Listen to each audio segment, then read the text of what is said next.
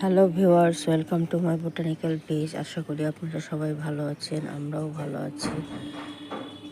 এই যে দেখুন আমার বাগানের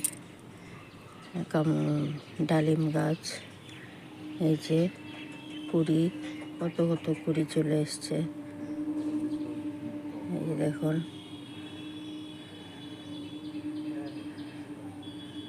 অনেক কুড়ি এসছে।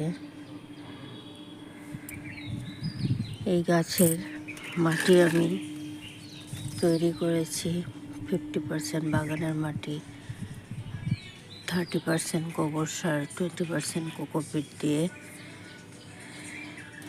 এই গাছে আমি সপ্তাহে সপ্তাহে খোল ভেজানো জল দিই আর নিম তেলে স্প্রে করে দিই। দেখুন কত সুন্দর সতেজ এবং সবুজ আছে। আপনারা এইভাবে ছাদ বাগানে ডালিম গাছ করতে পারেন। কিচেন ওয়েস্ট দিয়েও কম্পোস্ট সার বানানো যায়, ওটা দিলেও গাছ ভালো থাকে। এই দেখুন কত কুড়ি, গাছ কত সুন্দর এবং সতেজ আছে।